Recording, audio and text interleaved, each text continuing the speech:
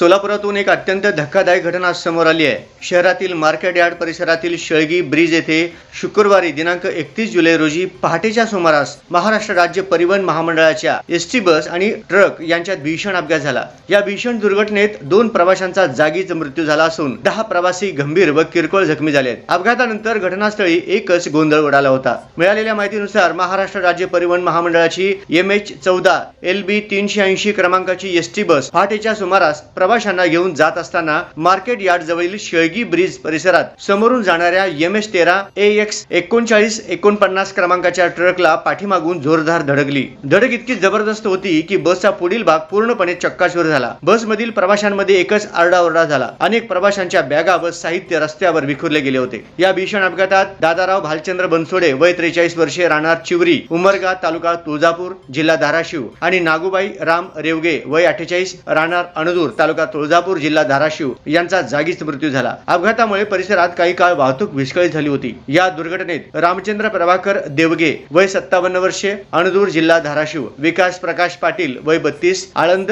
जिल्हा गुलबर्गा, माणिक नागप्पा वायचळ वय 54 वर्ष तांदुळवाडी तालुका दक्षिण सोलापूर, रामलिंग ब्रह्मानंद कापसे वय 40 धाराशिव, अभिषेक दीपक चव्हाण वय 25 उमरगा धाराशिव, अनिकेत सुभाष राठोड वय 30 सातारा, अभिजित अरुण चव्हाण वय 44 नळदुर्ग धाराशिव, नागोराव किस्तू तोडसांग वय 37 किणवर जिल्हा परभणी, अनुराधा अर्जुन चव्हाण वय 60 तुळजापूर धाराशिव आणि तुलसीदास मनोहर पाचंगे वय 49 गुंजोटी तालुका उमरगा जिल्हा धाराशिव हे जखमी झाले आहेत। सर्व जखमींना तात्काळ रुग्णवाहिकाद्वारे रुग्णालयात दाखल करण्यात आले असून त्यांच्यावर उपचार सुरू आहेत। अपघाताची माहिती मिळताच सोलापूर शहर पोलीस, वाहतूक पोलीस, आपत्कालीन यंत्रणा तसेच फॉरेन्सिक पथक तातडीने घटनास्थळी दाखल झाले। पोलिसांनी बचाव कार्य राबवत जखमींना बाहेर काढून उपचारासाठी रवाना केले। तसेच क्रेनच्या साहाय्याने अपघातग्रस्त बस आणि ट्रक बाजूला करून वाहतूक सुरळीत करण्यात आली। या भीषण अपघाताचे नेमके कारण अद्याप स्पष्ट झाले नसून बस चालकाचा अंदाज चुकला की अन्य कोणते तांत्रिक कारण होते याचा तपास पोलिसांकडून सुरू आहे। या दुर्घटनेमुळे मृतांच्या कुटुंबियांवर दुःखाचा डोंगर कोसळला असून संपूर्ण परिसरात हळहळ व्यक्त केली जात आहे।